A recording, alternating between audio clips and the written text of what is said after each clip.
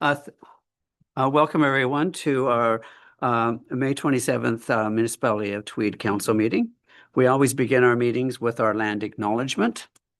The Municipality of Tweed recognizes that our work takes place on traditional Indigenous territories, including the Huron-Wendat, Anishinaabe, and the Haudenosaunee peoples. We recognize and respect the history, languages, and cultures of the First Nations, Métis, Inuit, and all Indigenous peoples whose presence continues to enrich our communities. Miigwech. Please join me now in the singing of O Canada. Join us.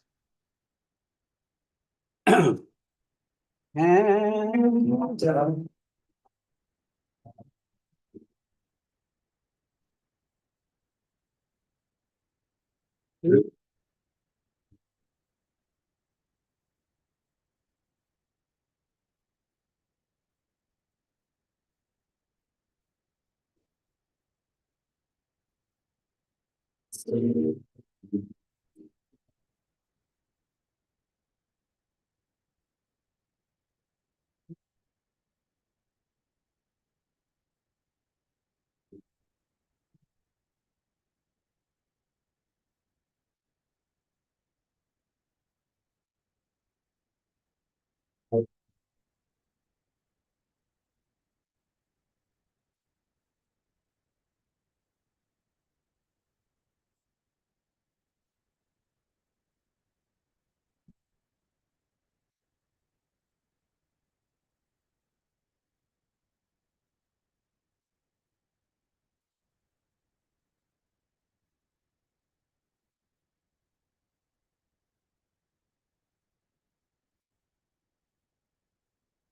thank you. Could I have a mover and a seconder for the approval of our regular agenda meeting for today?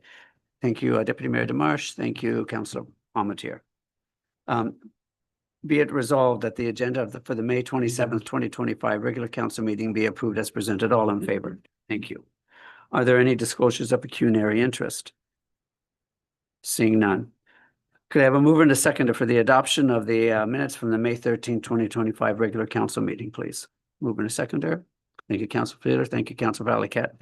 Anything in those minutes anybody like to address? Seeing none. All in favor? Be it resolved that the minutes of the May 13th, 2025 regular council meeting being adopted as presented. All in favor? There will be a closed meeting. Council will hold a closed meeting during the regular council meeting pursuant to Section 2392 of the Municipal Act 2001 SO 2001 C25 as amended to consider the following matters.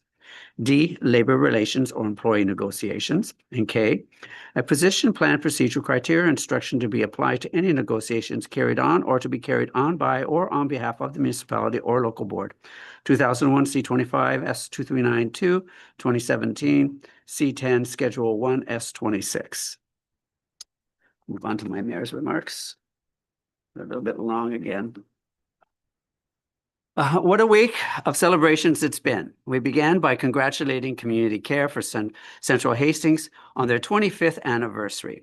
We're grateful for their steadfast commitment to helping those in need in our community. Thank you to Deputy Mayor Demarche and Councillors Fiedler and Valiquette for presenting our certificate. I had the pleasure of attending the celebration later in the day. On Friday, the same cast of characters joined me celebrating the 75th anniversary of the Federated Women Institute Chapman Branch. We are thankful for everything the Chapman Branch has done and continues to do for the municipality of Tweed. We are fortunate to have you. While at the Tweed and Area Heritage Center, I had a great conversation with Tammy Meeks. She shared not only is the center doing well, but they are also being contacted by other heritage organizations, including the Napanee Heritage Committee, for guidance on museum operations. That afternoon, we four visited Gaylord's Flooring for the celebration of their 40th anniversary as a thriving local business. We appreciate their unwavering support in helping build a strong community. And a special thanks goes to Tom's, your independent grocer, for your ongoing generosity.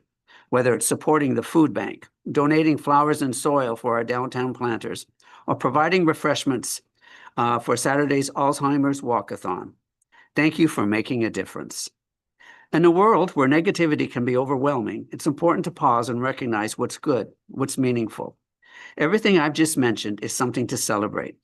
Our community groups, businesses, and volunteers are the heart and soul of our vibrant, thriving, and caring municipality.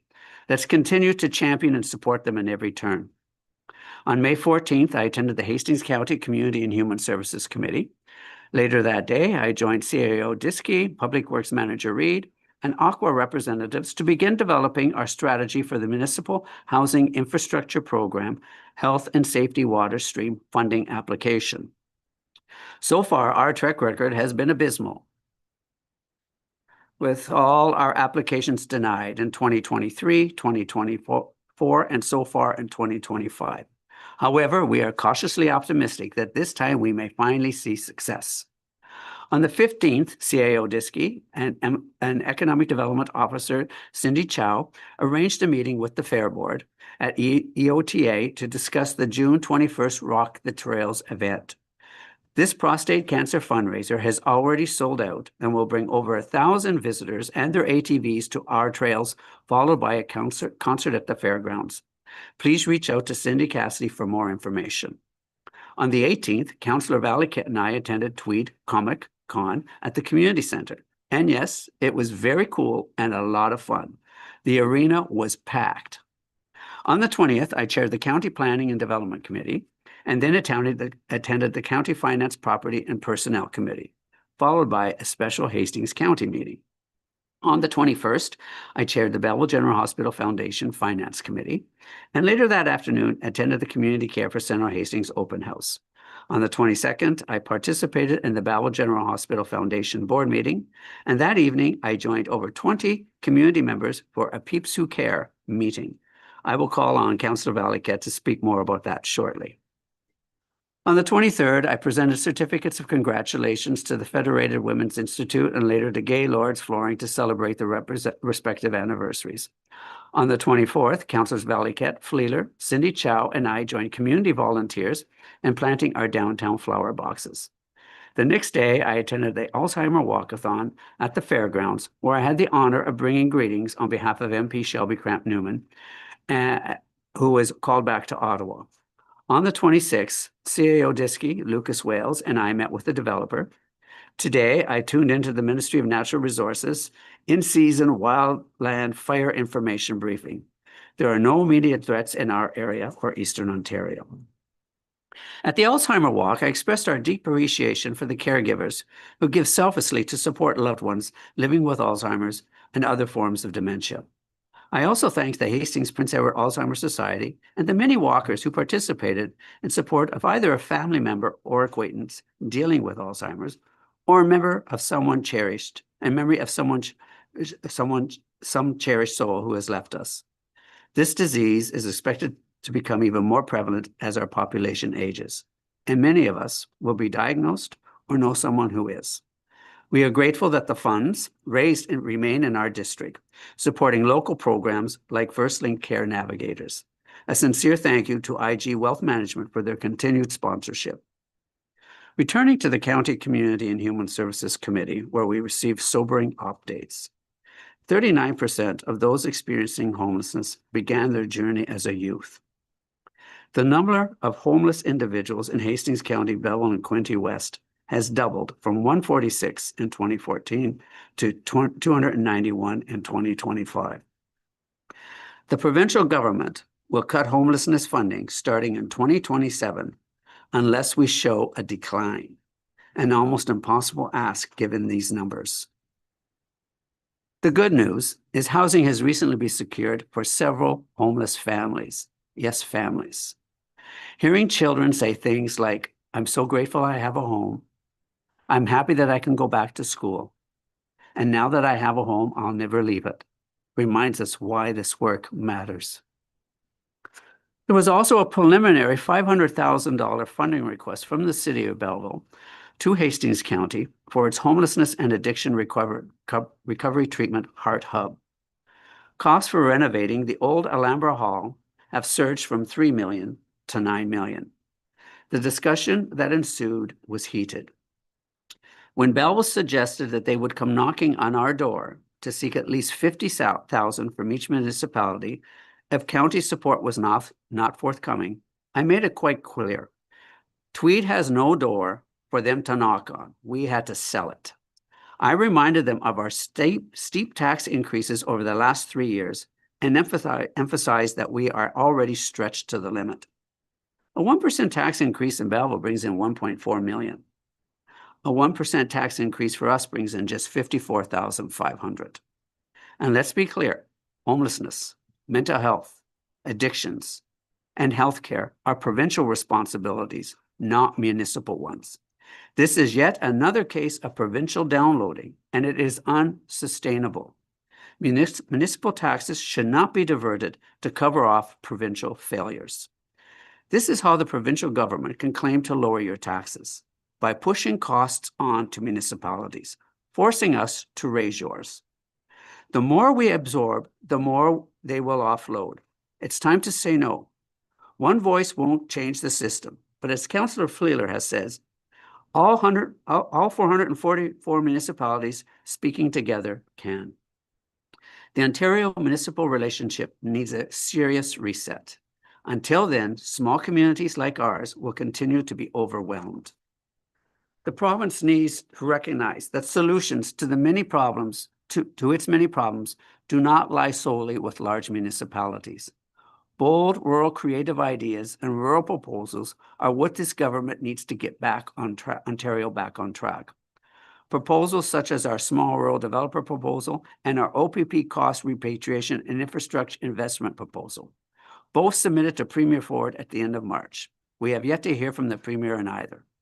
I will forward our small rural developer proposal to Minister Gregor Robinson, the new Minister of Housing, Infrastructure and Communities, for consideration.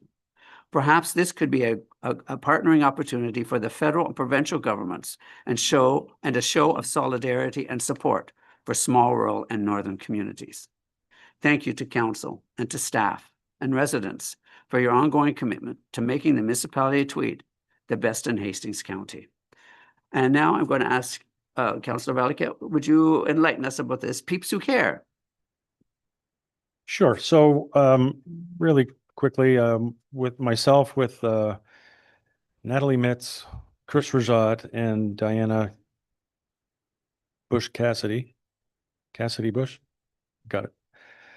We, based on a group that I had been part of years ago, was called 100 Men Who Care. We organized a smaller group, but not a less dedicated group of people who wanted to meet quarterly throughout the year and bring a donation. And very simply, the way it works is you commit to 4 meetings a year. You come to the meeting with the donation. You also come to the meeting with an idea of a charity or a cause in the municipality that you would like to see supported. And out of those suggestions, 3 names are drawn. The people who put in the charity or cause have a maximum of 3 minutes to talk about why that should be supported.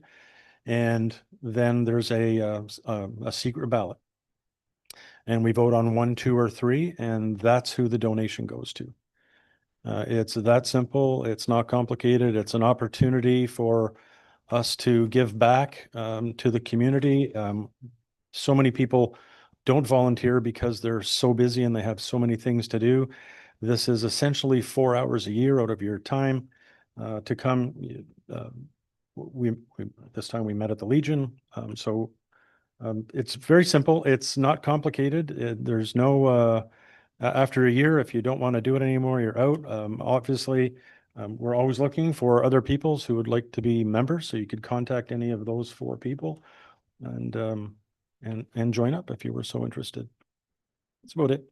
Thank you. It was a lovely evening, I will say, and it was nice. We're all sitting around this huge table, and people did speak, as you said, and there was a selection made, and then it was time to go home. So it wasn't like it took up your whole evening. Anyway, thank you very much for sharing that with us. Okay, now we're going to move into our public planning meeting. Okay, the first one, public planning meeting for zoning amendment ZA 12/25. The applicant is John Robinson, agent, the Joe's Rajat Company Limited, location Robinson Road North, Part Lot 2, Concession B. Purpose. The purpose and effect of the proposed zoning bylaw amendment is to change the zoning of a 1 acre lot, 1 acre severed lot from the rural RU zone to the rural residential RR zone. The rezoning of the severed lot to RR is a condition of severance file B30/24 and will provide for the appropriate zoning for the size and proposed use of the new parcels. Is there anyone in the room that would like to, could I have a mover and a seconder to get that on the table, please? Thank you, Councillor Valiquette, and thank you, Councillor Fleeler. Is the proponent in the room, would they like to talk to this? Not seeing anyone. Is there anyone out there, Lucas, that would like to comment on this? Okay. Is there anyone from council that would like to comment? Seeing none, be it resolved that council authorize staff to bring forward an amending bylaw at the next regular council meeting. All in favor? Thank you. The next item on the agenda is the public meeting for zoning amendment Z11/25. The municipality of Tweed is conducting a review of the residential zoning with the goal of promoting increased densification. As part of this initiative, a zoning bylaw amendment is proposed to revise the land use zones as follows. Residential first density R1, residential secondary density R2, and multiple residential MR. Could I have a mover and a seconder to get that on the table? Thank you, Deputy Mayor Demarche. Thank you, Councillor Palmetier. I guess, Lucas, you're going to talk to this. Back on the mic again.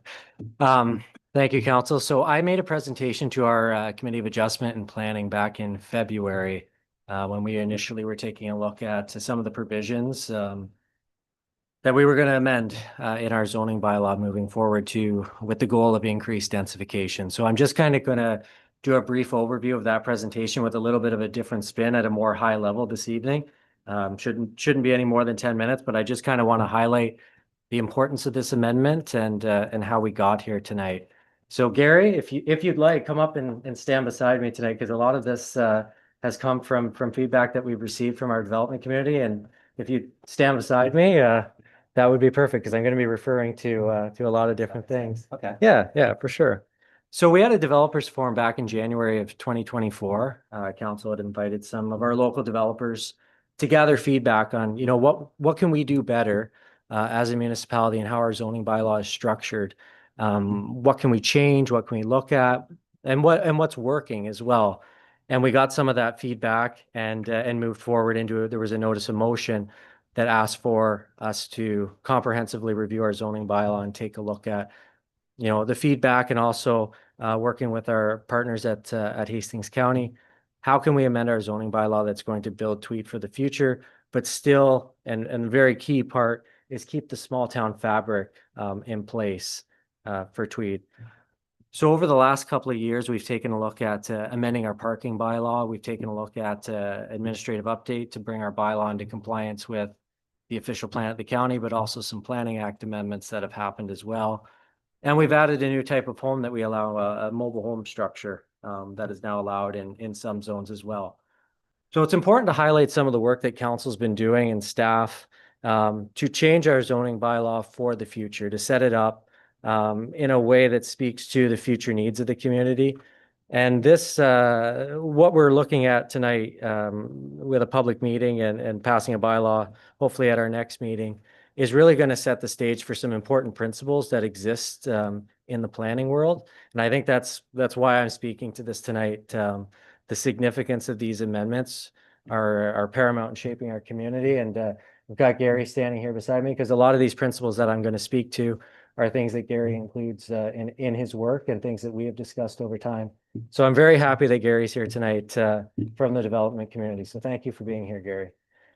So I want to introduce council tonight to the Strong Towns approach. So the Strong Towns approach, it's an online community, planning community, and a lot of their research, a lot of the academia that they have is what I kind of bring into how I go about maneuvering land use planning. And when we take a look at what we're doing in this zoning bylaw amendment, it's exactly the principles of the Strong Town approach. It focuses on bottom up and financially resilient urban development. So what is that? What does that look like in reality? So we're advocating for incremental growth. in land use changes.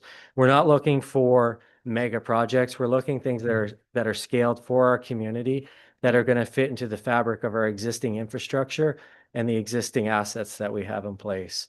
So our interim CAO, Kelly Pender, had made a presentation to council back in the winter as well. And we talked about asset management planning, and we talked a little bit about in that presentation, good growth. So what that would look like for our community. And really at the core of that good growth is what we're looking at here, by intensifying slightly our densification to allow for more infill development. So when you take a look at increasing housing options and affordability, predominantly in Tweed, we're looking at infill units. We're looking at fourplexes. We're looking at mixed-use housing. We're adding accessory units in people's backyards. We're adding second dwelling units at people's houses. And we're adding rental units as well. And a lot of the development that is happening in those regards is happening right here in the serviced area of the village. And that's really what the Strong Towns approach is about, is utilizing the existing infrastructure that's in place, allowing people to unlock some value in their land and be able to unlock some different housing options for people. So what we're doing on a technical side of things in the bylaw is we're reducing the frontage, we're reducing the lot area requirements, reducing the side yard setbacks. And as we do that and do it in an intelligent way that fits within the scope of what we still want Tweed to be as a community, folks and property owners that live in these serviced areas particularly are able to unlock the opportunity to potentially sever another lot, potentially build that second dwelling unit, potentially add units to their property. We're allowing value to be added to lots already in our serviced area of the village of Tweed. And what that does, there's all kinds of spin-off for that, but the cost to the municipality in terms of infrastructure related to that development is very low with infrastructure that's already in place. And as we move forward, that's key for all rural municipalities to really be looking at opportunities for infill, because that's really one of the only areas where we can unlock some value without making a tremendous financial investment in the future. We'll talk a little bit later on here in this presentation about ratios of infrastructure to development patterns. So yeah, definitely making use of better use of existing infrastructure. Just talking about some of the development projects here in the village. We've got Gary Scott here tonight. He was, I don't think you participated specifically in the developers forum, but you did come to another council meeting, correct? And provided some feedback about We met with him, you and I. different things. yeah. Yeah. Perfect. So Gary's been working on some projects. If I can just talk about Gary for a second. He's here tonight because he's the prime example of the Strong Towns approach. When you reduce your setbacks, you reduce your frontage. We've worked on a number of files with Gary to get some development projects going in the village. But if we had adjusted our bylaw, going back in the past, to include, reduced parking restrictions, side yard setbacks, front yard setbacks, he may have been shovel ready a lot quicker, essentially, for some of these projects. And they're really adding value in areas where we already have roads, we already have water, we already have sewer, we have stormwater.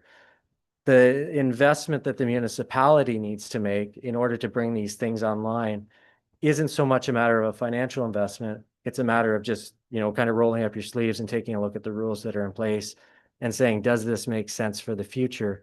Can we tweak it in a couple of areas? And that's really what we're doing here in this exercise. So starting small. And that's really what we did way back in 2018 here. We started with second dwelling units in Tweed. Then later we added additional dwelling units, allowing backyard cottages and second homes. We continue to do this. We're seeing uptake in this when it comes to building permit approvals. We're seeing more and more people build second dwelling units, build additional units, add value to their properties.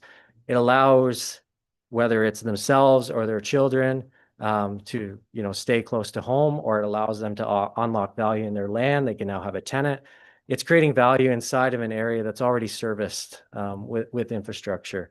And I think that's really important. And Tweet's kind of been leading the way, I think, on some of those different things for a number of years. One of the key things with the Strong Towns approach is you want to avoid massive large-scale development.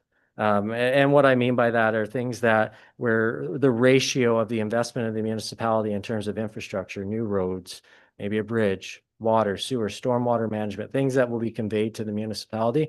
Those investments that are being made at the time of a large-scale mega project, those are costs, those are assets, those are future burdens that would be bore by future taxpayers. The Strong Towns approach, the incremental approach, the infill approach, it allows you to develop the lands that are already on serviced areas. And again, I'm glad Gary's here tonight because this is the work that Gary continues to do for us here in our community. We can talk about asset management. We can talk about data. 20 years ago, planners, municipal government staff, CAOs, leaders, they didn't have the data that we have now to be able to look at asset management planning, to be able to look at logically what those infrastructure costs would be in the future. A computer would have exploded, frankly, to be honest, in the 90s, if you were looking at the data that we have available to us now in doing our financial planning and forecasting. The post-World War II development pattern was to build, and it did its job in the short term. But now, as we come to council meetings and presentations that we've seen as we move forward, we can really see some of the impacts that development patterns like that have on a rural municipality. But that's not to say that we can't, go in the right direction and gain some momentum to overcome some of those challenges. Part of that process is what we've done here. We held a developers forum. We sought feedback from our building community. We've got a representative here tonight who's very passionate about these types of things, and we've had many conversations at the counter here at the municipal office about this needs to change or that needs to change. And tonight's kind of the fruition of some of those conversations and some of that feedback coming into one and being put down on paper and really structuring the community how we need to structure it. I'm almost finished. I'm just very passionate about this stuff. So I'd be amiss not to make a reference here tonight to my hero, Tom Brady, in this. And it sometimes feels like we are down 28-3 in a lot of cases in the municipal world. It feels like the world's stacked against us, and to come back from the challenges that we have are insurmountable. But what's key in urban planning and moving forward, implementing the Strong Town approach, is exactly what we're doing here tonight. We're taking a look at unlocking value in our already serviced areas. It may not be enough to bring us fully back from the challenges that we're facing, the infrastructure challenges that we're facing. But if we continue to build the momentum and make the right decisions moving forward, continue to infill, continue to build out development, different styles of housing, rental units, the things that we need in our community, then it puts us in the right direction. It takes off the burden of the future, and it really moves us to where we need to be. So I've said it over and over tonight. The key is infill, and that's what we're doing tonight by unlocking the value in these areas of our service village. I think it's key to remember you don't win games with Hail Mary approaches, and that's kind of what the mega projects are in a lot of cases. It's very easy to come in and add 500-600 units with a massive investment of stormwater and infrastructure and wastewater. And unfortunately, 70 years down the road, someone has to pay the bill to repave that road, to put in new water and sewer lines, to put in new stormwater. And there's not always a government grant there. And to be honest, as we're finding out, the federal and provincial government just aren't there to support those future costs.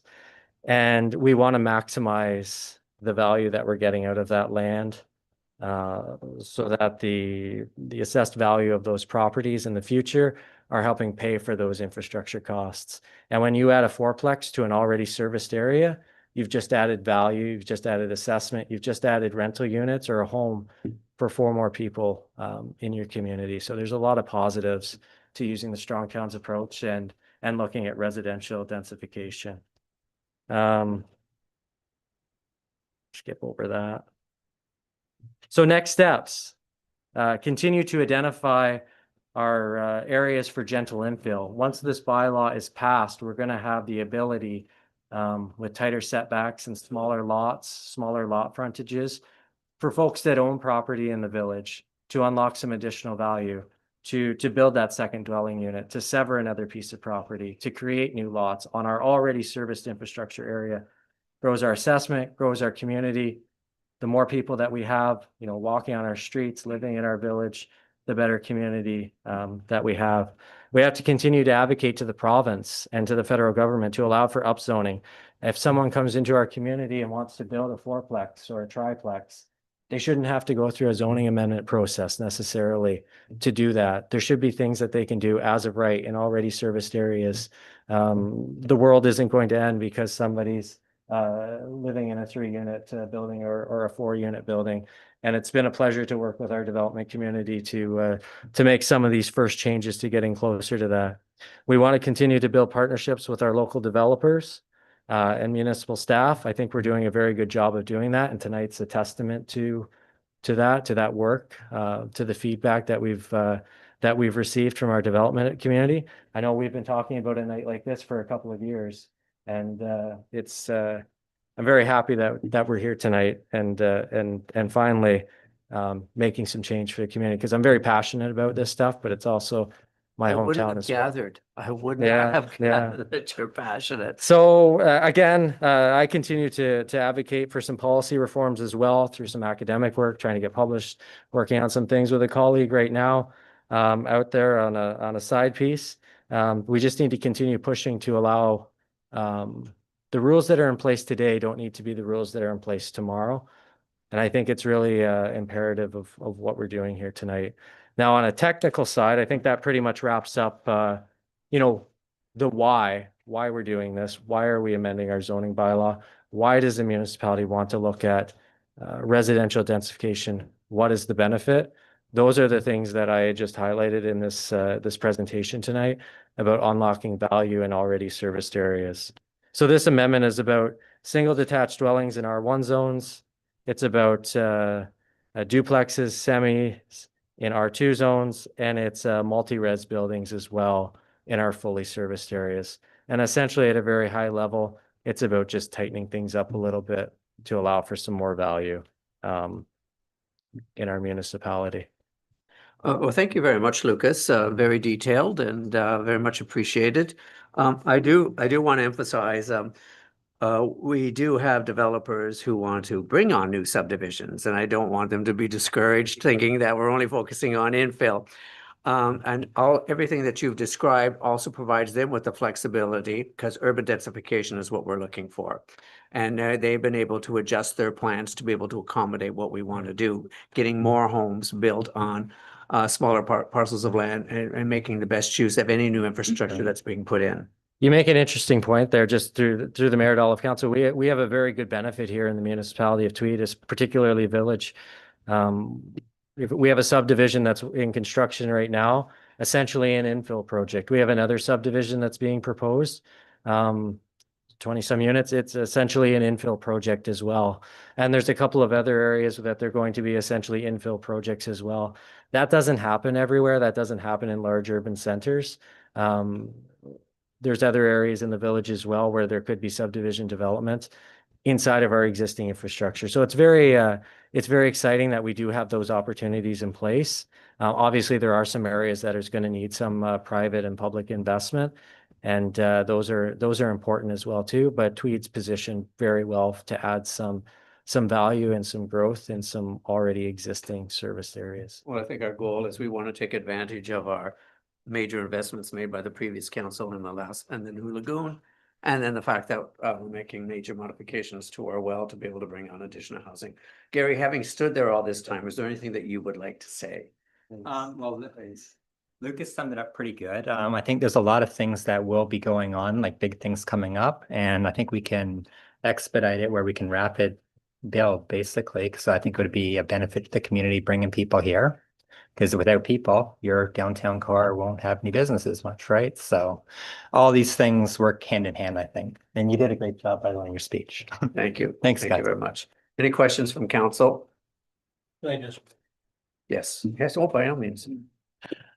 I just want to acknowledge this was a massive undertaking by you and your staff, Lucas, in collaboration with county and all your colleagues. This was no small feat that was asked of you and your staff, and I just want to acknowledge that. I think you did a fantastic job with the vision, and I think we've, some of the decisions, even before this, with council, with the smaller homes and such, and now this, I think, as you alluded to, I think this really launches our municipality into the next phase, and we're far ahead of some of our neighboring municipalities. And I just want to express my gratitude for, I know it wasn't an easy grind sometimes, but I just want to express my gratitude and acknowledge just how hard everybody worked on this, and thank you very much. Any other questions, comments? Thank you very much, Lucas. This is amazing. It sets us on a new trajectory, exciting things coming. Be it resolved that council, be it resolved that council authorize staff to bring forward an amending bylaw at the next regular council meeting. All in favor? Thank you. Okay, moving on. It's my pleasure to introduce you to Graham Kopstick. You can come up to the mic there, Graham. Graham is the new, like I say, enterprise facilitator, small business coordinator, the person that Hastings County engages to work with small businesses. We're going to let him talk about what he's about his program. But if you'll recall, Christine McLean used to be the person that sat in that seat, and she's moved on to a position with Kawartha Lakes in economic development. And through the process, Graham has come forward, and he is the new enterprise or small business coordinator. So I'm going to turn it over to you so you can tell us about yourself, okay, and a little bit your program, just to remind everybody what it is that you do. Absolutely. And thank you, Mayor, and through you to the council. Appreciate you having me here this evening. And so, as Mayor DeGenova said, I'm the new small business coordinator. And so I'll go in a little bit of the reverse order, and I'll just give you a brief overview of what the role is, and then explain to you who this guy is up at the front. And so the small business coordinator engages with all small business within the county. So all 14 municipalities, whether you're a startup or you're an established business, small, medium, don't let the name deceive you. I'll talk to a business of any scale or any size. You can come to me and I will provide you with the resources, or if I don't have them, I will find them for that business owner in terms of helping them with any sort of problem that they may be experiencing, whether that's a barrier to marketing, a barrier to legal problems they may be having. The list goes on. They can come to me and I will be a resource for them and support them on behalf of Hastings County. So that's one facet of the role. So it's really being that touch point that can walk them through their business scaling journey. The other side is investment. And that's something that I'm sure you're talking about in a lot of different capacities. We just heard some other different ways that you're attracting different investments here. So I think for me, in working with the leaderships of yourselves and the different municipalities, is identifying what your vision is for the future and how I can play a part within my role to help connect the dots in that capacity. Whether that's a certain industry you want to focus on, to highlight within your community, or if it's simply to bolster the small businesses within that community. I think that that's where we find a synergistic partnership moving forward. And I think that that's where I can play a key role. Ultimately, at the end of the day, what we've heard already is having a flourishing community, and that is no different for here in Tweed. So I will look forward to working with you in that capacity moving forward. So as I had mentioned, who's this Graham Kopstick guy? And so I wanted to give you a little bit of background around why I got into this role. So I have 10 years of private sector experience. I worked in corporate global advertising, so managing international projects. So one example of that is Capital Group was my client. So we did European Asian distribution. So taking a US-based marketing model and penetrating new markets in Italy, Spain, Singapore, Hong Kong, Australia. some really interesting countries with a wide variety of target markets. And so it was my responsibility to quickly understand consumer consumption of their medias and be able to pivot accordingly to make sure that we resonated with those markets. So within that sphere, 4 years of my time was as an account director, so managing teams and partner agencies internationally. From there, I moved into the public sector. So I joined Loyalist College. I was a professor there for 2 years part-time, teaching in the sales and marketing program, which, as you get to know me more, is something I'm quite passionate about. I love the teaching aspect of my role. And I also ended up finding myself in a learning and development officer role. And so what that was working at the LTKC, the Learning and Training and Knowledge Center, and working with our corporate clients in the Bay of Quinte region to understand their barriers to success and scaling. And so similar to this role, I would go in and do a needs-based assessment, whether that's with Kellogg's, Procter & Gamble, Magna, names that we are all familiar with, and understanding what is their productivity issue. From there, I would go back and I would curate either custom training solutions or provide an off-the-shelf sort of solution, which would help them in terms of optimizing their business processes. So unfortunately, as I'm sure you've all heard about the turnover at Loyalist and other colleges in the province, due to being a probationary employee, the collective agreement was pretty clear and I had to be let go first, and which led me into this role. And so I think that all of the experience that I've outlined high level for you shows that I am capable in terms of supporting your small businesses in this region, medium-sized businesses that we hope to scale them to, and any other businesses that we bring into the area. I can play as a point of contact in terms of stewarding them to ensure that they're successful and to help carry that burden on behalf of the county so that you don't have to burden it all yourself. And so I'll keep it with that and keep it terse so that you have a shorter council meeting than you might have had. But thank you for inviting me here today. And if you do have anyone in your community that is not getting the supports they need, please send them to me. You can send them to Mayor DiGenova and get in contact with me, and I'd be happy to meet them, give them the supports they need, and know that I'm here to support you ongoing. So if anyone does come to the table seeking help, I'm here at your fingertips. So thank you very much, and I appreciate it. Graham, do you have any cards with you? I have a lot of cards, yes. Okay, because what I'd like you to do is get every member of council a card, Absolutely. okay, and then leave a stack of, let's say 25 cards or whatever with our CAO, Excellent. okay, and we have anybody who should inquire, we'll definitely put them on to you. Excellent. Okay, I've already taken Graham. We did a little tour of our downtown businesses and introduced him. We did that a couple of weeks ago, and we also have a meeting this week, is it? It's tomorrow. Tomorrow Yes. night. Okay, where we're pulling, we have an advisory group, and we're putting together the advisory group for an introductory meeting with Graham. And I guess you're going to talk about a client you're working about as well. That's what Andrew said. Yes, I've got a couple examples that I'm going to bring forward for you. So that's great. So anyway, anybody have any questions of Graham? Anyway, I still chair that committee on behalf of Hastings County. We've sort of been in limbo with Christine gone, but I'm glad that we're gearing back up again, and I'm glad that we have Graham at the helm. So thank you very much for coming. Can I approach and give you all a Yes, business please card? do. Yes.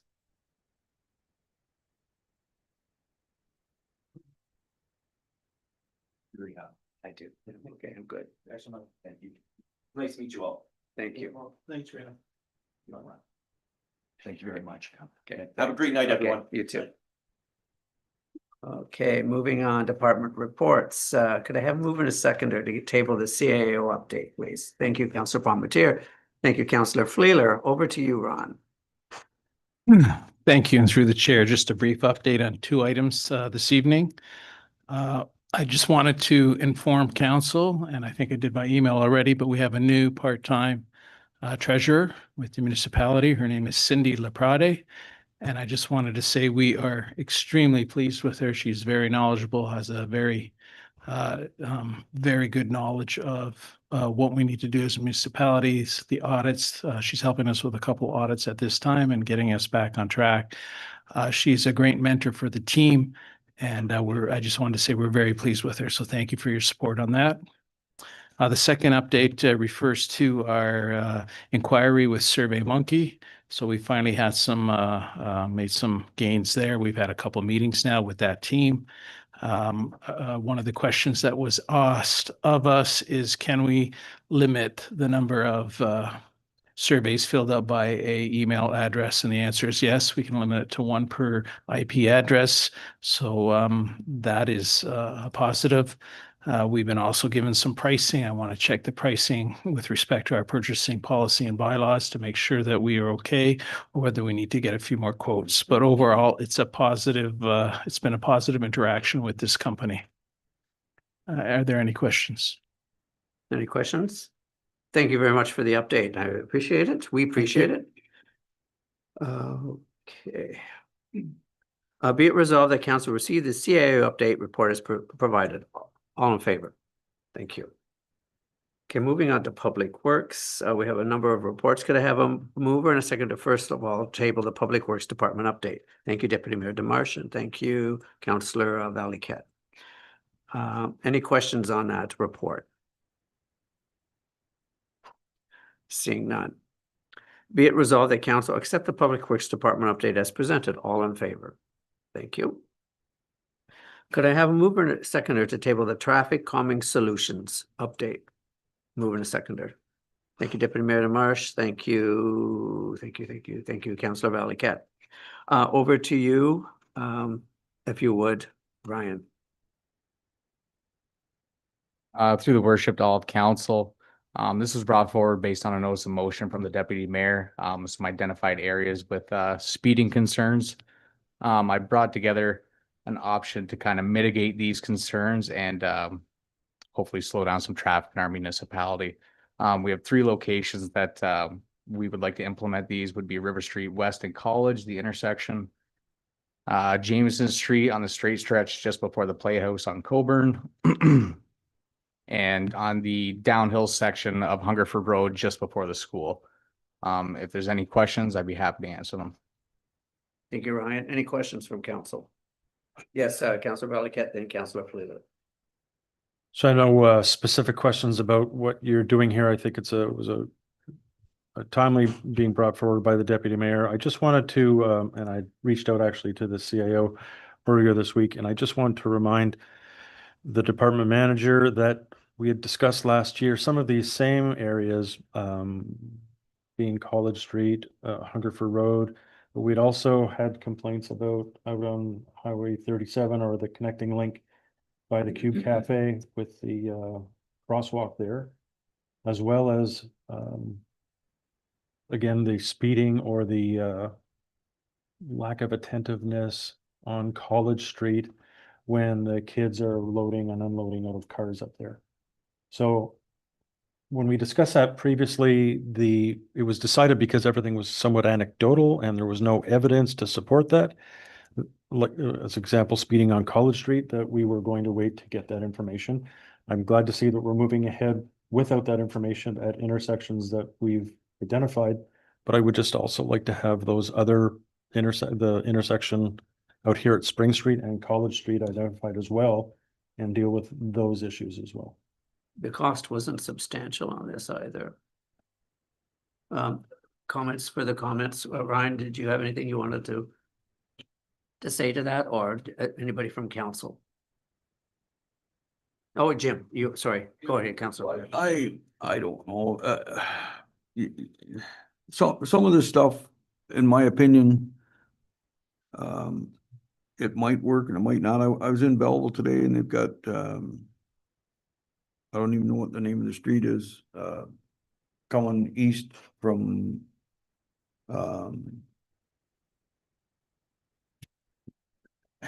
I can't even think of the name of the street. Anyway, they've got probably 150 of these things down that street. And I don't know if it really does deter the speeding. The other night I was down in Belleville again, a guy with a vet in front of me at a stoplight, even though the speed cameras are there, he just let her rip. So, I mean, I hope this is a deterrent, but I would much rather see us work more closely with the OPP, get a radar unit in here and start laying paper. I think that's the only honest way to remedy this situation. So you have no problem trying this, but Well, also, We can try it, sure, but you've got labor also to move these things around, and that's understandable. I guess we can try it and see. okay, thank you. Okay. Anybody else? Yes, the deputy mayor.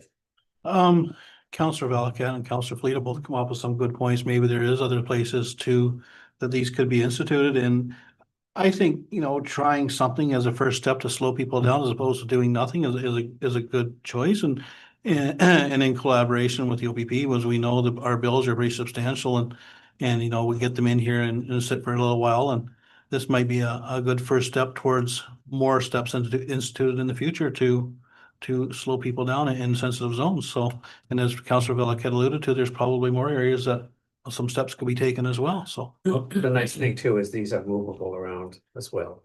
Yes, Ryan. Through the mayor to council, even just a recommendation for this, once we do get our speed cameras in place, they're gonna be set up where these new bollards will be installed. We can keep a track on them, get the data and see if it's actually working, and then maybe look at it down the road to implement them in these other areas as well. Then we know for sure they're doing their job. Okay, Just a thank you. thought.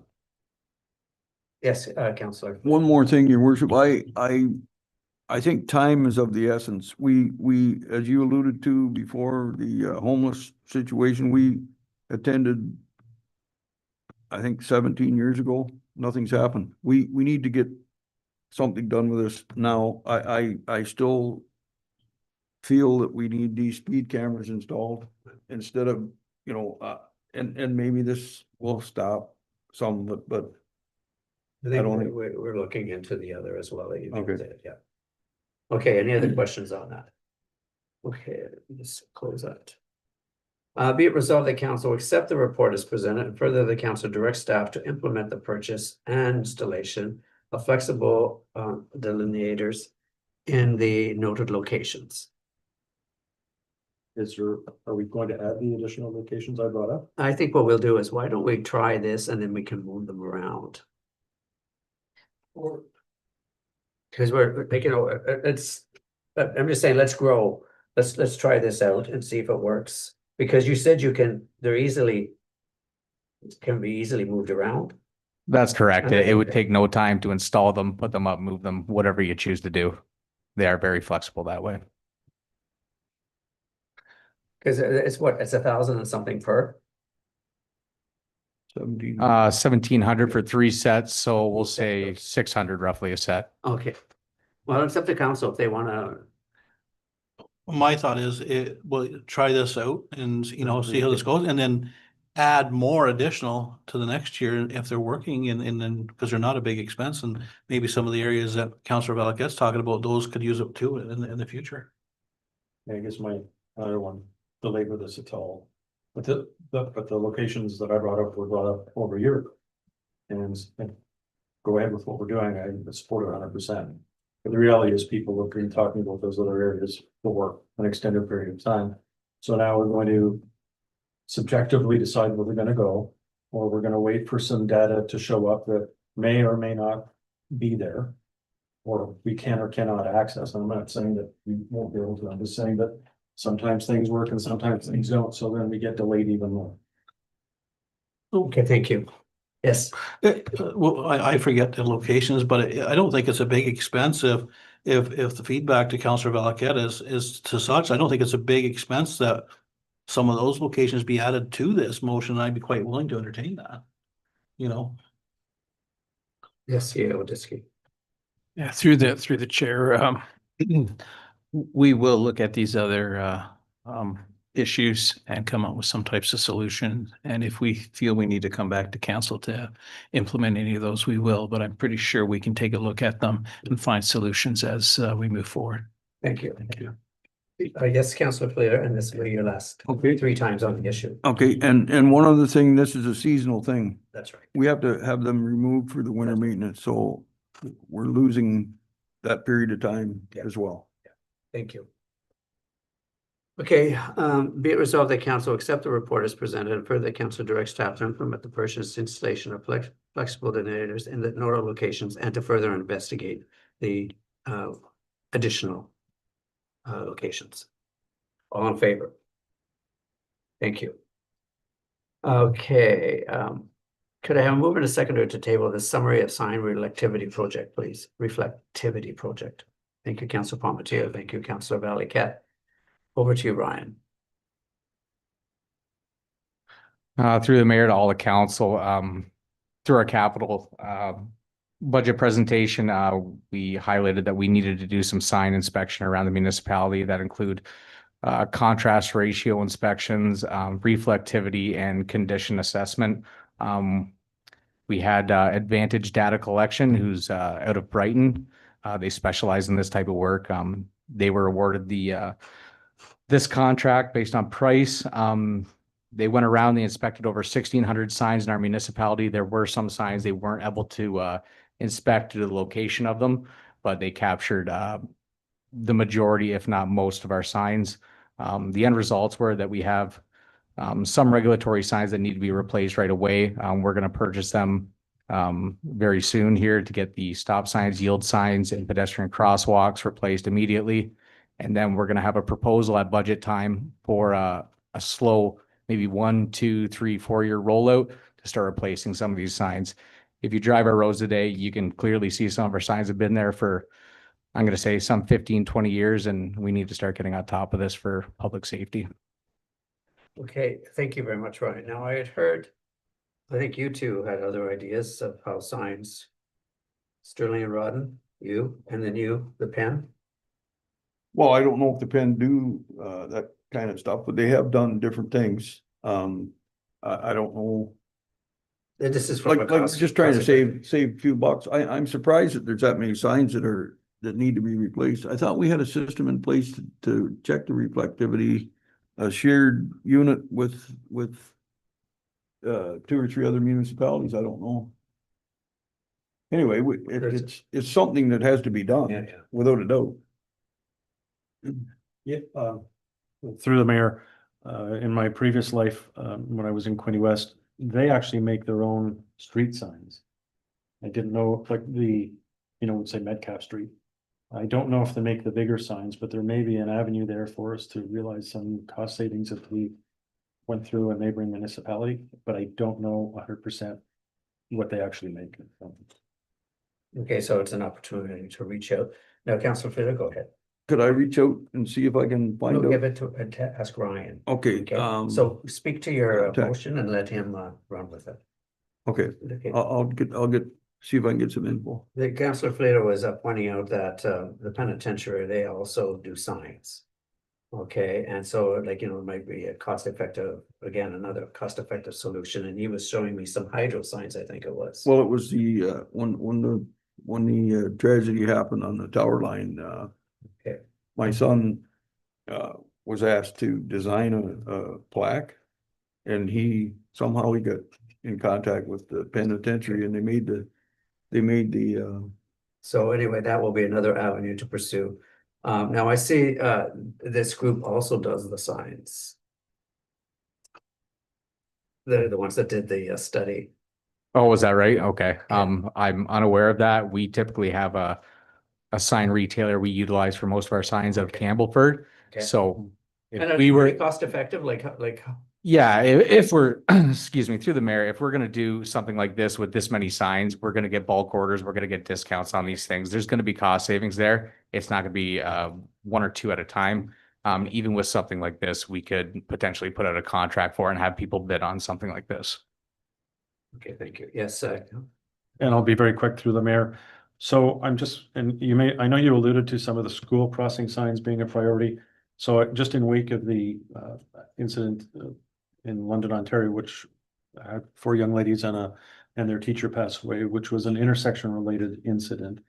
And now counselors down there are calling for safety improvements at their intersections. I'm just curious if you're going to prioritize intersections so, God forbid, we can avoid any sort of catastrophe like that.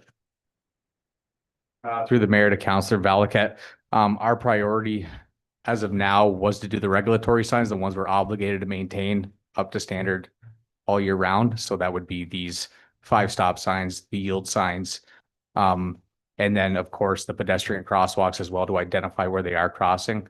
If council wishes, we can also go ahead with the intersection signs. If there's any that need to be fixed or that are identified in this assessment, then we can go ahead with that as well. I think anything that is identified as a must should be done.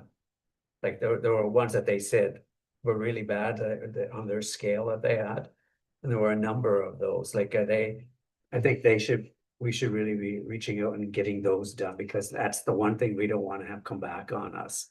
As if an accident does happen, we were made aware that the signage was really bad. But you're nodding your head, Ryan. What is that like?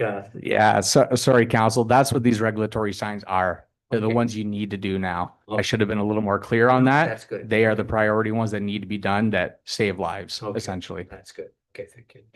Okay, good. Thank you. Any further questions? Seeing none, be it resolved that council accept the summary of sign reflectivity project report as presented, and further that the manager of public works will investigate options to purchase the signs in an effort to save costs.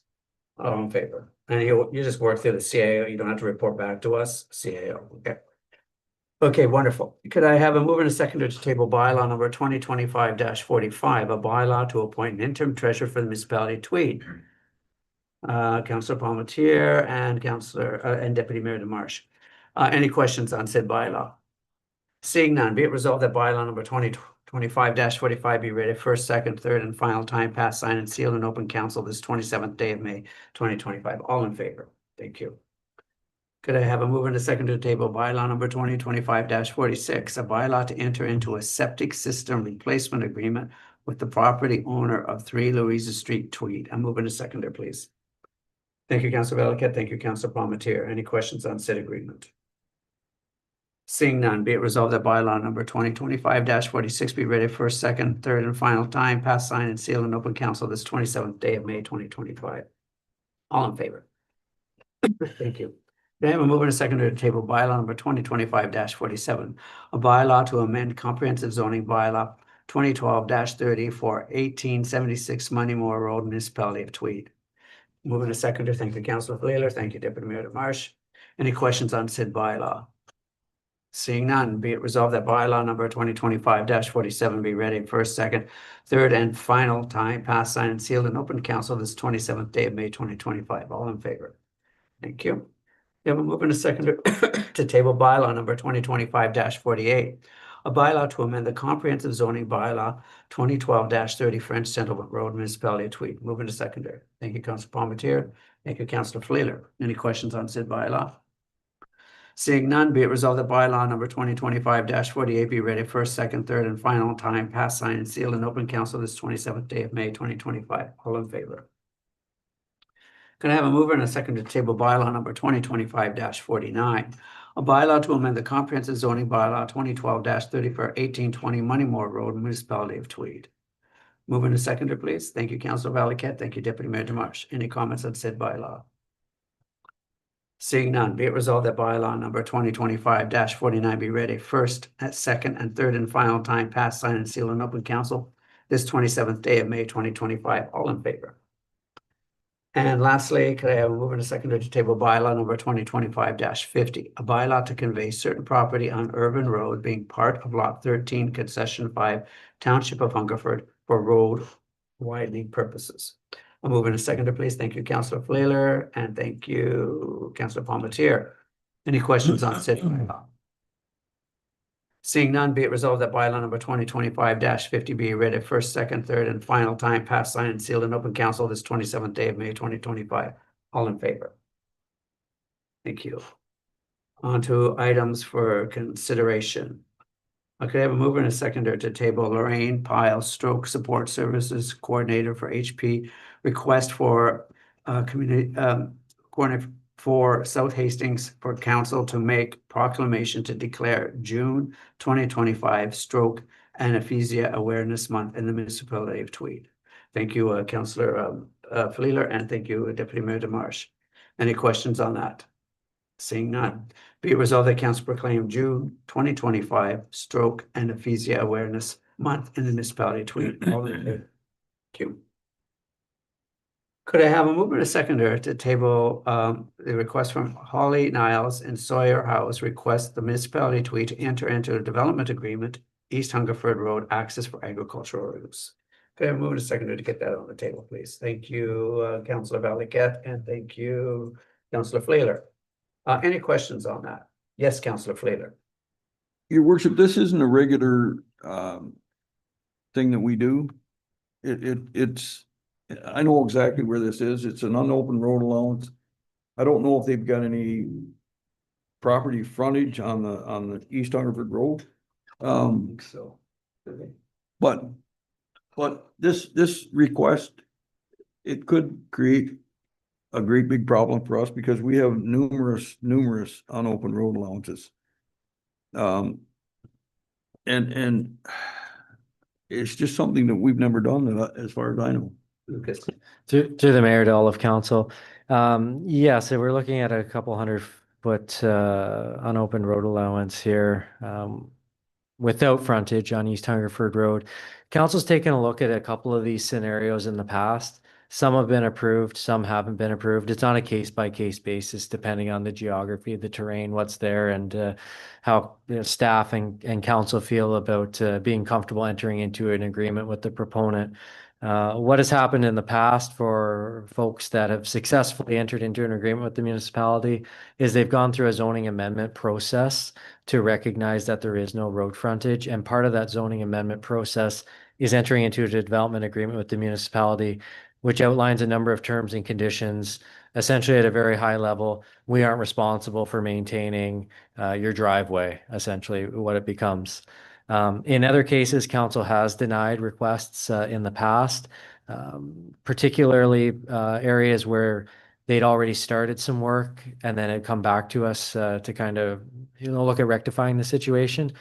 So it really is on a case-by-case basis. Public Works did take a look at a safe site entrance if this was to be used as a driveway, and there was no concerns from a visibility standpoint of that being used as an access point for the driveway. There was a question internally over emergency services in these types of scenarios, and we do have a clause in our existing agreements that essentially outlines that emergency services may not be able to access your property because of the way that you've set this up. Overall, it's obviously not the ideal situation, but it is something that's been entertained on a case-by-case basis in the past. So, your worship, another thing is that we typically need a certain amount of road frontage to build. From what I've read here, they wanna produce beef, poultry, maple syrup, all kinds of different things. And have we, I don't know, I think we're obligated to talk to the neighboring property owners as well.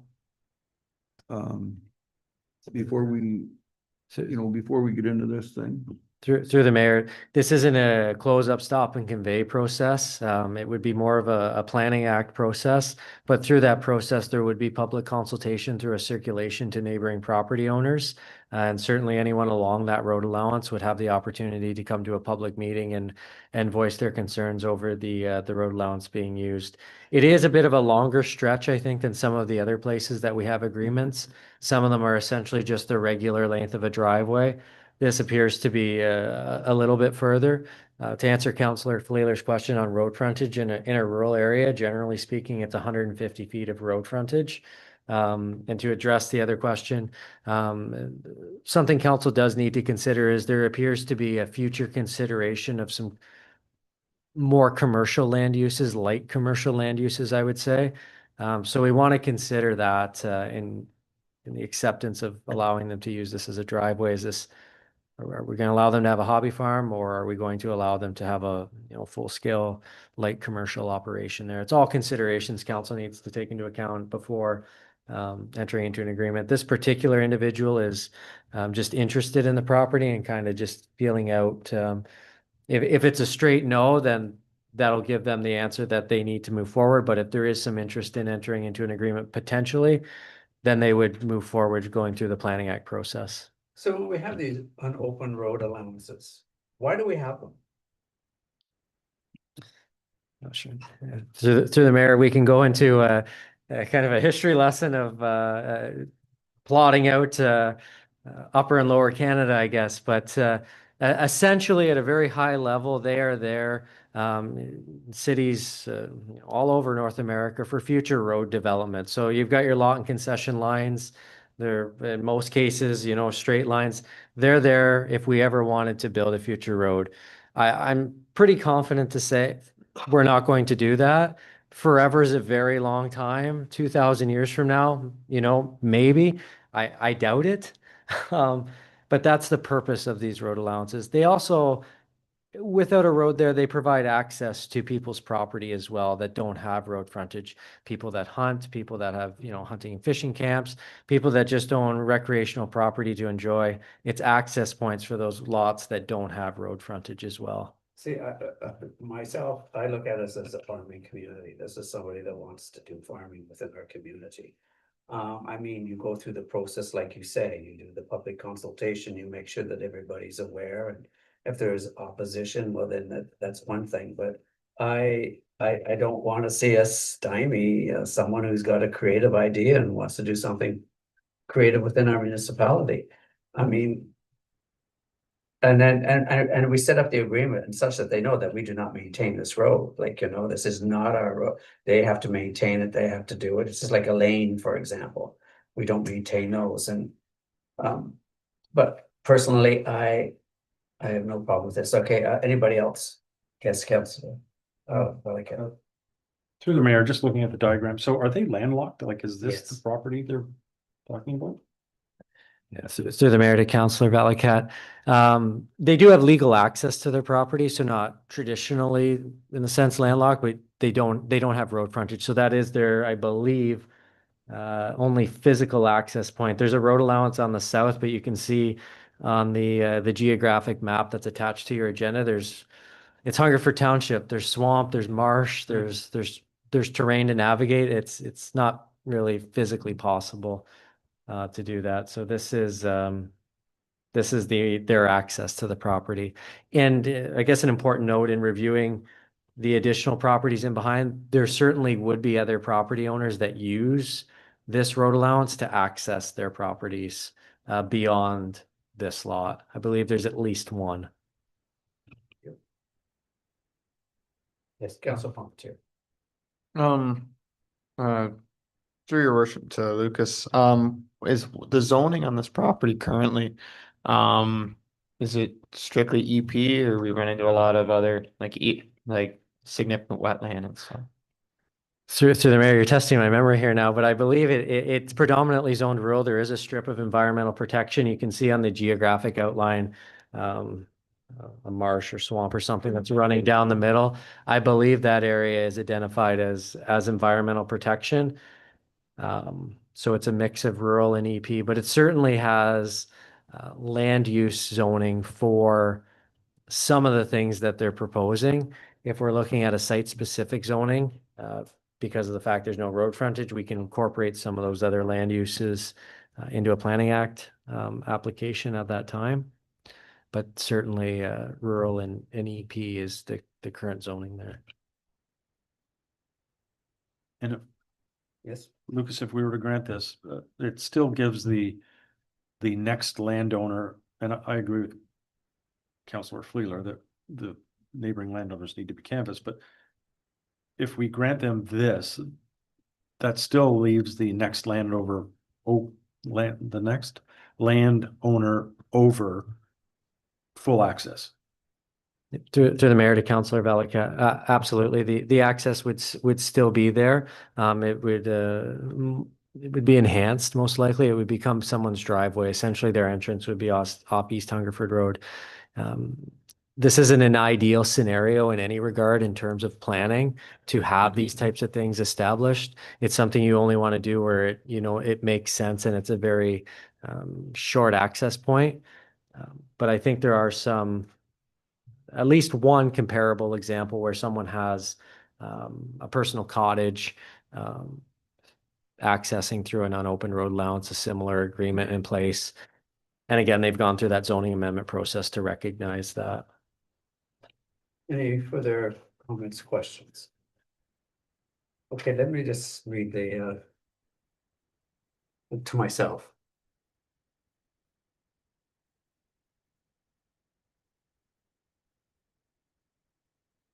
Okay, and when you say bring forward the development agreement, does the development agreement include the need for public consultation? Like what's the process? Because we want it to be posted and we want people to be able to comment on it. Is there anything in that guarantees that has to happen? Through the mayor, I think if we could give direction to Holly and Sawyer in a resolution, I'm not sure, is this resolution on the table? It is on the table. I think we'd be looking for, not necessarily bringing the agreement back right now, but we're just looking at kind of an in principle that council agrees, with allowing them to proceed with. It would make sense for them to proceed with a zoning bylaw amendment and enter into an agreement with the municipality of Tweed, at a future date, when appropriate, rather than bringing the development agreement back now. We wouldn't do that, with them until, the zoning would be in place to recognize, no road frontage. That's what I do apologize to council for a lack of staff report on this one. And normally I would put together a staff report on this, but my daughter turned 3 around agenda time, so I apologize. Go ahead. So I'm still worried about the adjacent landowners. If we get this thing started, the process started, I just don't want to get in a mess. Like I said, there's all kinds of these things everywhere. And some of them are unopened road allowances because they would need to put a bridge across a river or through a swamp or whatever. And I would rather see us get all the particulars in place before we proceed. I think that's what we're doing now, though. Well, That's where, we don't want the agreement coming right now. no, We want to get, like, if the process and get the consultations done and all of that kind of stuff before we vote on it. yeah, so I want to make sure the adjacent landowners have an opportunity Yeah, here as yeah, well. part of that whole process, yes. Okay, can you make, yes, so you've done, thank you. Be it resolved, this is the new one. Be it resolved that council agrees in principle to enter into a development agreement with Holly Niles and Sawyer House for access to the unopened portion of East Hungerford Road for agriculture use subject to the zoning amendment process. Yes, go ahead, Councilor Palmetier. Your worship, personally, just so that it's out on the table, I don't feel comfortable agreeing to this without going through any kind of, we have no process. They don't even own the property. So, Sorry, they don't own the property. Through the mayor to all council, they're looking at purchasing the property, and this is kind of their dream that they've, I guess, outlined in their proposal. And they're basically seeking some guidance from council at this time to see, if we buy this property, is this even something that council would entertain, entering into a development agreement with them to do this? The point is, we would entertain it, but we gotta make sure all the i's are dotted, the t's are crossed and whatnot, so we can't give them we can't say, they go ahead and purchase it, they start the process, and then the caca hits the fan, and then we say, sorry, we can't do that. Then this is what you're getting at, we don't want that on us. Would council like staff to send a letter to the proponents, kind of outlining the requirements that would need to be met to get to that point? through the mayor, that's where I'm at. Yeah, I'd like I to agree with give that. them a package of I here's agree how you totally. make that happen. And it also gives them an opportunity too, if they know this is how that happens, we aren't the people to ask. They should approach the people, the adjacent landowners, see where they feel, and that should give them an idea of whether or not there's any chance of success. Well, yeah, In it's my important- opinion. It's important for them to know that these are the steps you have to go through Sure. to get final approval. Now, are you prepared to take the chance and buy the property, knowing these are the steps? But ultimately, at the end of the day, you may not be successful in your bid. Yep. Okay, so I think that's what we need to do is lay it all out, all the steps. We can't give a blanket yes until we have all the information. That's right. So, okay, another amendment. Go ahead, Jeff. One more question, your worship, who's liable for this piece of property as a driveway? Like, are we still? We would put into the agreement, I talked to Lucas about that we would not be liable for any of this. Yeah, through the mayor to all of council, we would have clauses in the agreement to to the best ability of the law, that would indemnify the municipality of any responsibility for anything on those laneways. Leave it at that.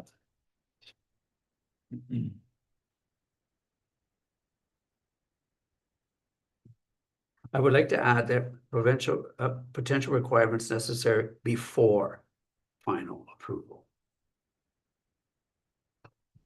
So that way, so the new resolution reads as, the new motion, I should say, be it resolved that council agrees in principle to enter into a development agreement with Holly Niles and Sawyer House for access to the unopened portion of East Hungerford Road for agricultural use, subject to the zoning amendment process. And further, that zoning administrator provide a letter outlining the steps and potential requirements necessary before final approval. Are we okay with that? Okay, go ahead. Your worship, just not the agrees in principle to enter into an agreement, because we're not. I won't agree that we are at this point. And council will entertain a development agreement. For sure. Yeah, I'm Okay, okay we'll with that. entertain. Yep. Quick on the fly, here she goes. Okay, be it resolved that council will entertain entering into a development agreement with Holly Niles and Sawyer House for access to the unopened portion of East Hungerford Road for agricultural use, subject to zoning amendment process. And further, that zoning administrator provide a letter outlining the steps and potential requirements necessary before final approval. How are we with that? All in favor? Thank you. Okay, now on to the boys. Sorry, guys, you've been here all this time. Okay, could I have a mover? Yeah, they look like it, yeah. Could I have a mover and a seconder to table the Tweed Hungerford Agriculture Society? There's a couple of things here. Requests submitted by the Agriculture Society. One, temporary removal of the Frisbee golf equipment for Rock and the Trails event. Okay, how about we do that one first? Could I have a mover and a seconder to deal with that one? Thank you, Deputy Mayor Demarche. Thank you, Councillor Valley-Cat. Any questions on that? Yes, go ahead.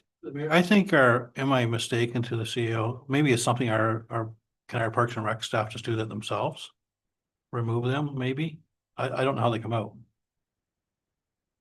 Through the chair, that's correct. That's our intention. Okay, thank you. Okay, any other questions? Yes, Jim? Yeah, I would like those reinstalled after the fact. Well, we reinstall them. Well, whoever, but, It would be yes, and because we were taking them down, so we'll reinstall them. okay. Any other comments, questions?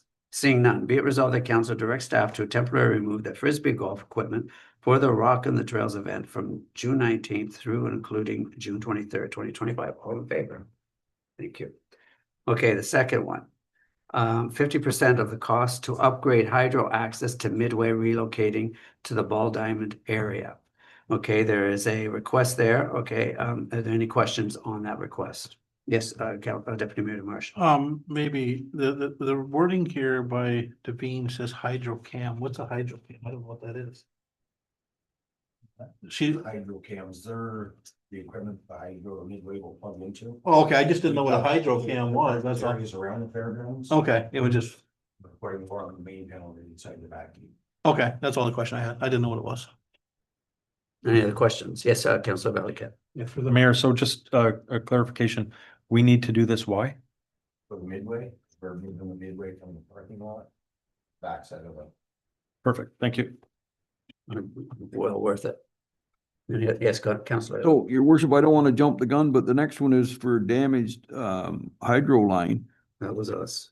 So we need to be sure that we need to have a scan done of that area, because there's What's the other stuff in there? irrigation in there. There's like tile drainage, there's all kinds of stuff. So somehow between, It was damaged when they put No. yeah. You know, he's not talking about that. He's But talking we about, need to- there's other stuff in that ground because you're moving the fair. So we should have a scan done or whatever, just to see, so you guys know where everything is. And your worship, I don't know why it's so hard to get a hold of the fellow that installed the drainage.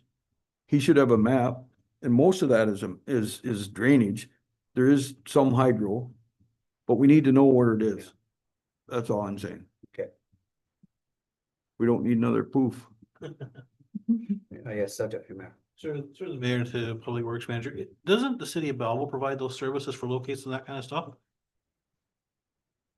The mayor to deputy mayor to Marsh, they do, but at a cost.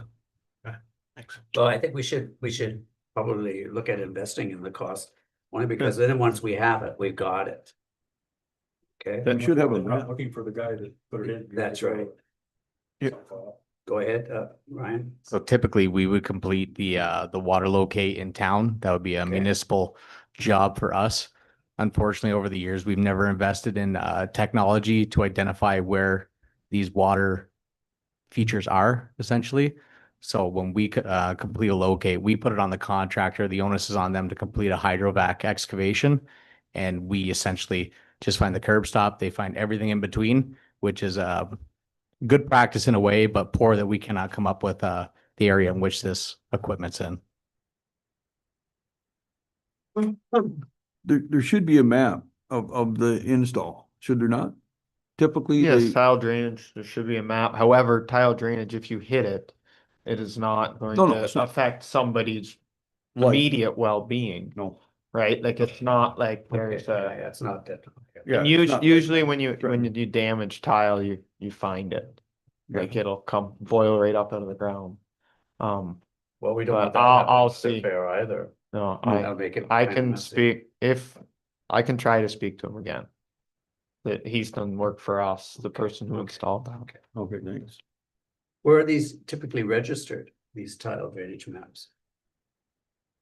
I thought we had one here. I've But looked. for it. do they, are they registered somewhere? Like a mapper? or Yeah, like, somebody have them? Like when you do. Can you check, could you check CEO Diski and see if these drainage maps are captured and stored somewhere, and in the meantime, Yeah, I'll Council reach Bowman back here. out to. Okay, thank you. So, the first one is, the second one is, be it resolved that council agrees. Oh, sorry, can I have a move in a second to get to the second item on the table, which is 50% of the cost to upgrade hydro access for Midway, really relocating to Ball Diamond area. Thank you, Councillor Fleeler. Thank you, Deputy. Thank you, Councillor Valiquette. Any questions? All in favor? Thank you. Okay, and then the third one, could I have a move in a second to get on the table the 100% of the cost for the underground hydro line repair? And that was fully described. Thank you, Councillor Valiquette, and thank you, Councillor Palmetier. Any questions on that? Yes, Councillor Valiquette. Just have a brief description as to what this is about. Well, I missed it it. was something that we did at the ball diamond. Netting around the ball diamond. Yeah. Put in the telephone pole, the buried wire. That's how you line the run to the barns. Okay. So that's what we. There was a Okay. picture there. Okay, so any other questions? Seeing none, be it resolved that council agrees to pay 100% of the cost, being $1,012.11 for the repair of the damaged hydroground hydro line at the Tweed Ball Diamond. Yes. Thank you. All in favor? Thank you. Sorry, guys, you can leave now. Oh, you're lucky. It's a closed meeting now anyway. You gotta get out of here. Get out of here. Pleasure, people. Yeah, all right. Take care, You have thanks. to leave too, Gary. You have to leave too, sorry. But feel free to come back next week. Yeah, sure. Yeah. Wait, let me put it in first. Okay, move in a second to remove and close meeting, please. Thank you, Councilor Valiquette. Thank you, Councilor Fleeler. Be it resolved that council go into close meeting at Lori. All in favor? Thank you. Just gonna take a little break there.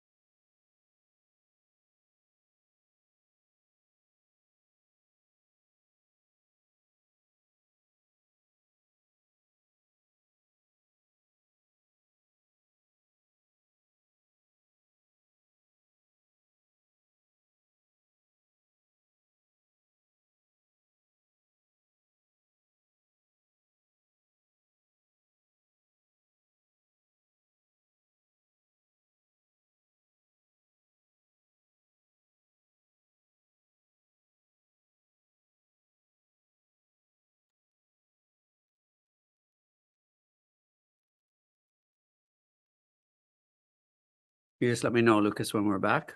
We're back. Do you have to turn that on? Thank you, Peter. Notification of closed meeting and staff direction. Could I have a mover and a seconder to direct staff, please, from the closed meeting? Thank you, Councillor Palmer. Thank you, Councillor Fleeler. Be it resolved that staff follow council direction from the closed meeting. All in favor? Could I have a mover and a seconder to table correspondence information, please? Thank you, Deputy Mayor DeMarsh. Thank you, Councillor Valiquette. Is there anything in there in particular that anybody would like to bring to the forefront? Yes, Councillor Fleeler.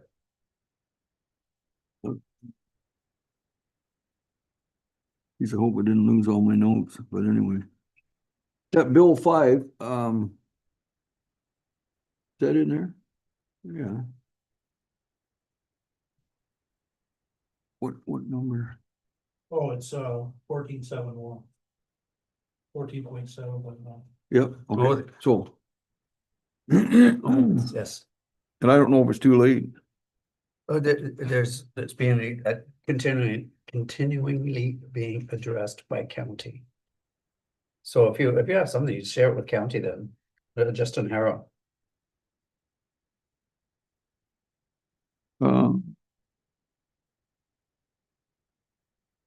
Well, there we go.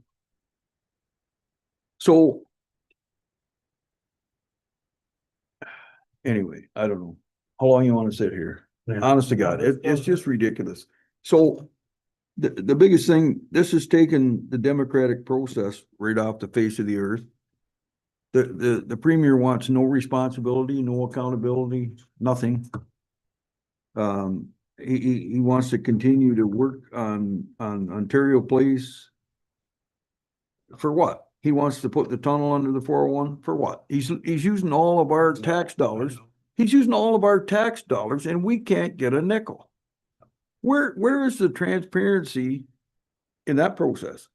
Like, I mean, how long do you want to sit here? Honest to God, it's just ridiculous. So all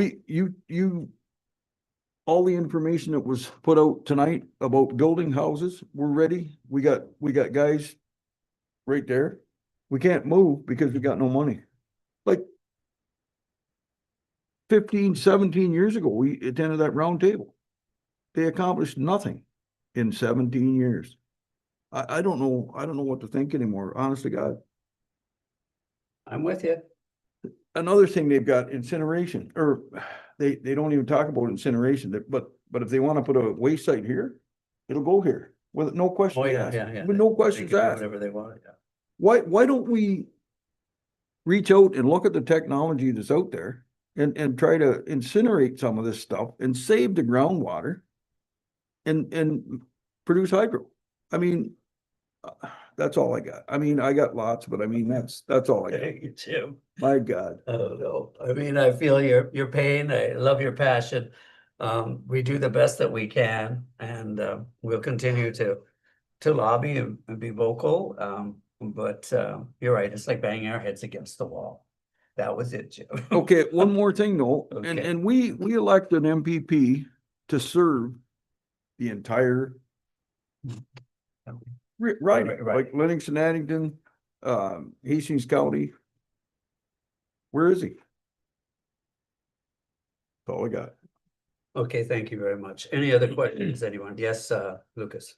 Very briefly.